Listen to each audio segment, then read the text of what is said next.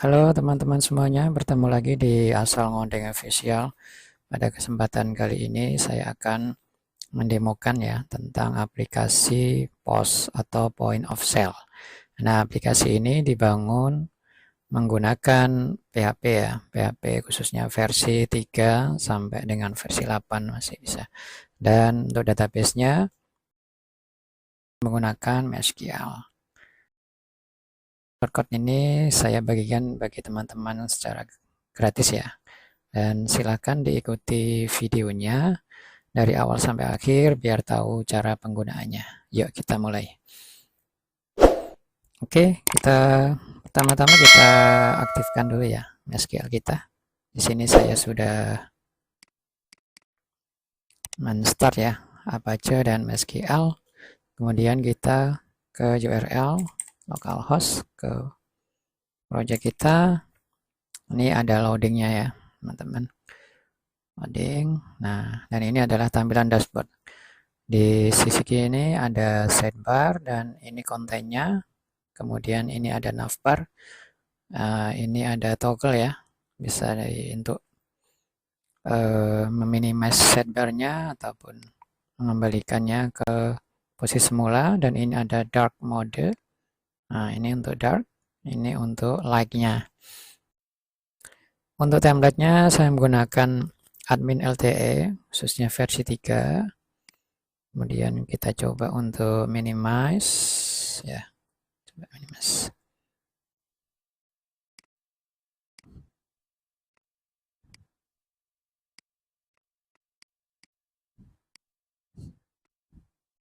Ini untuk tampilan untuk PC ya, atau laptop. Ini untuk tablet ya,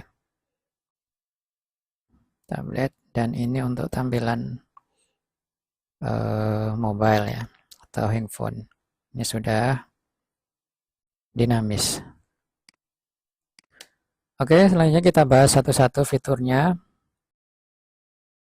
Untuk ini halaman dashboard ya. Di sini ada 4 shortcut ya. Ini bisa langsung ke user. Kalau diklik dia langsung ke user, kemudian supplier, customer, dan item barang. Dan ini untuk 3 nih ya, berarti ada 3 user, ada 2 supplier, ada 2 customer, dan ada 2 item barang. Selanjutnya di bawah ini adalah info stok. Di sini kalau kita klik ya, klik ada stok yang kurang, yaitu stok susu kental manis. Ini stoknya kurang karena kita akan memiliki stok minimal ya. Stok minimalnya itu 5. Jadi kalau dia di bawah 5, dia akan menampilkan alert ya. Alert ketika langsung kita buka dashboard, dia akan menampilkan info kalau ini ada produk yang stoknya kurang. Kemudian ada omset penjualan, yaitu omset penjualan dari total penjualan. Nah, untuk master ya, di sini master dia ada supplier, customer, dan barang. Supplier ini akan menampilkan data supplier ya. Di sini ada 2 data supplier, bisa edit, bisa hapus. Dan ini sudah juga bisa jalan ya, add supplier. Kita bisa menambahkan nama supplier.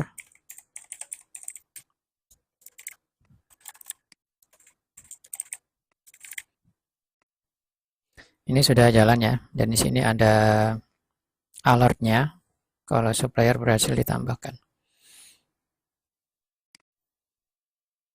Oke, untuk supplier kemudian ada customer. Di sini ada 2 customer, yaitu umum dan customer lain. Teman-teman juga bisa menambahkan, bisa tambah customer, dan ini sudah jalan ya, maupun edit dan hapus. Kemudian ada barang. Di sini ada 2 barang dan kita bisa menambahkan gambar ya. Di sini saya akan mencoba akan menambahkan beberapa produk ya.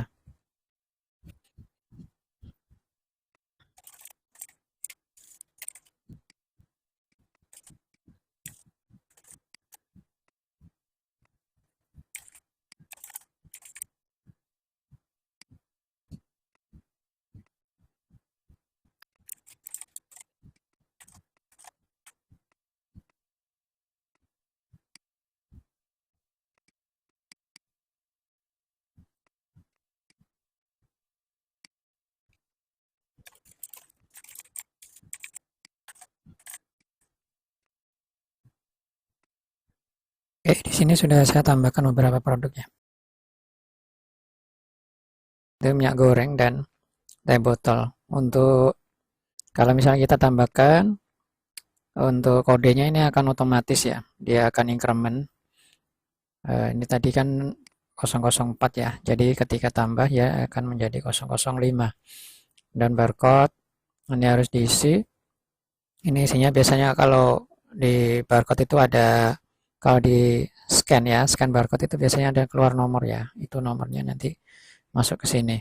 Kemudian ada nama barang, pilih satuan ya. Satuan ini masih manual, teman-teman bisa tambahkan nanti di codingannya ya. Harga beli, harga jual, dan stok ya, stok minimal. Oke, untuk barang kemudian ke pembelian ya.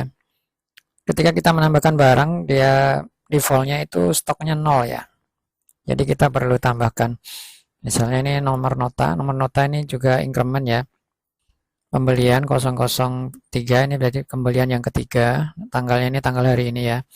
Kemudian SKU ini kita pilih atau produk barangnya ya. Produk ini keluar dari produk yang sudah kita masukkan di ini data master tadi ya. Nah, ini Filma ya, misalnya ini kan masih stoknya masih kosong nih. Kita mau nambahkan ini. Nah, stoknya kosong nih. Sekarang kita mau beli ya. Ini kan kita pembelian ya. Ini kita beli dari supplier ya. Misalnya kita beli 5 atau 10 lah ya. Nah, ini otomatis akan menjumlahkan ya. Akan mengakumulasi quantity dikalikan dengan harga ya. Misalnya 10 dia, harganya kan 12.000 ya.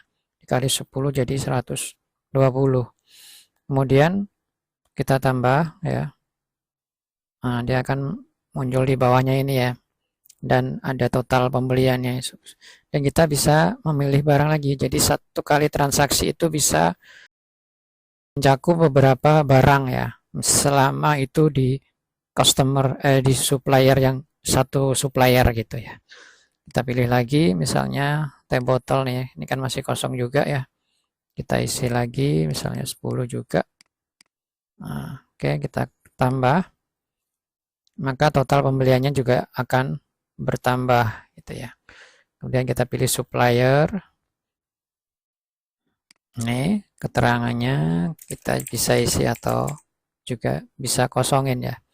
Kemudian klik simpan. Nah, maka akan keluar alert ya. Data pembelian berhasil disimpan.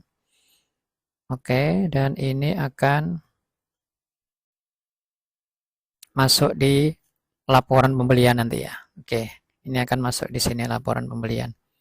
Di hari ini, ini ada total pembelian sebesar 160.000. Kita juga bisa melihat detailnya ya. Ini detailnya, 2 produk yang kita beli pada hari ini. Ini jumlah harganya sekian ya. Ini rincian barangnya ya. Oke, selanjutnya kita ke penjualan ya. Nah, ini kasir ya. Kasir akan melakukan penjualan ketika ada customer datang dan melakukan customer pembelian, maka kita akan melakukan penjualan. Ini barcode ya. Ini bisa di-scan ya. Bisa di-scan dari produknya atau bisa kita masukkan barcode-nya ya. Nah, kalau kita punya scan barcode scanner, kita bisa colokkan di PC ya. Kemudian kita scannerkan ke barcode-nya produk, maka akan keluar masuk ke sini ya. Sekarang kita masukkan manual ya. Kita cari di database-nya nama barcode dari produk tersebut.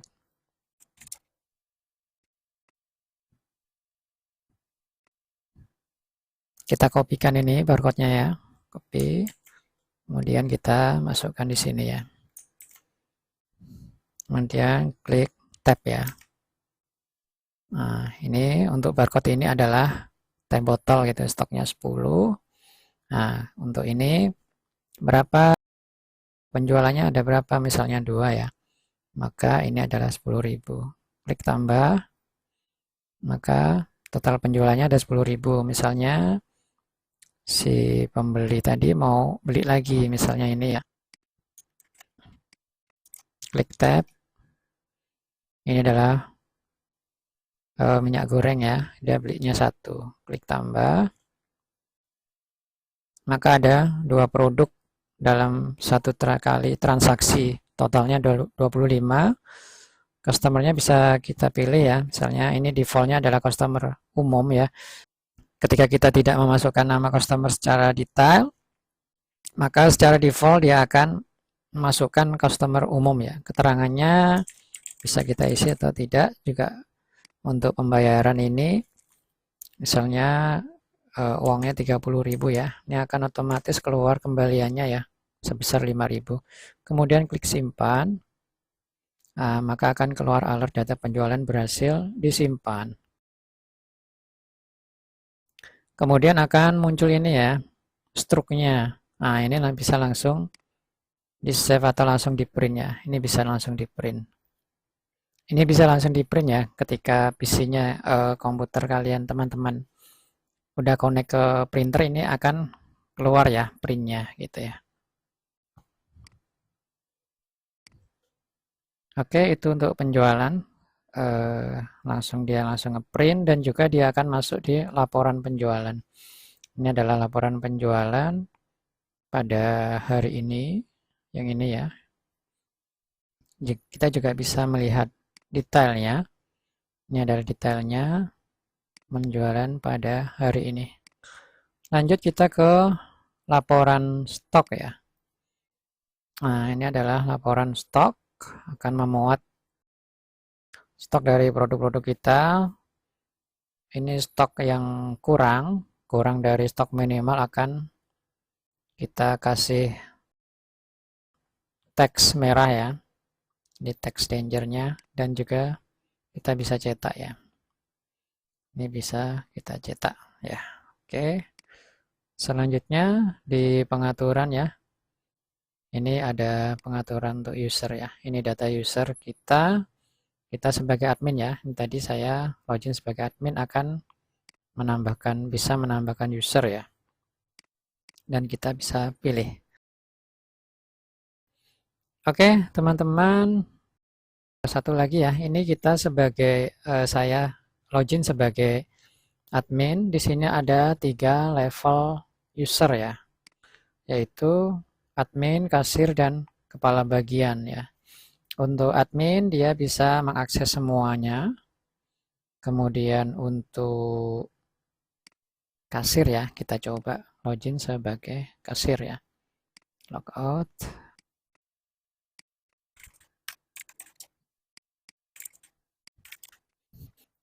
Ini adalah kasir.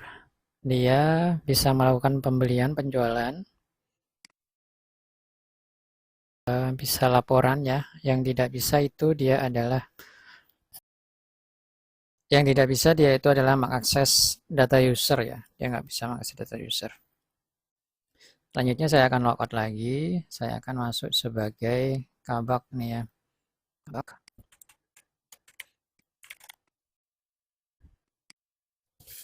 Untuk kabak, dia juga tidak bisa mengakses user ya. Tapi dia bisa mengakses master ya. Bisa mengakses data master. Oke, untuk database-nya seperti ini. Dia ada 1, 2, 3, 4, 5, 6, 7, 8 ya. Ada 8 tabel ya, tabel barang, tabel beli detail, tabel beli head, tabel customer, tabel jual detail, tabel jual head, tabel supplier, dan tabel user. Oke teman-teman, tadi kita sudah review aplikasi POS ya, atau point of sale. Semoga bisa membantu teman-teman semuanya. Cukup sekian video dari saya. Sampai bertemu lagi di video berikutnya. Terima kasih.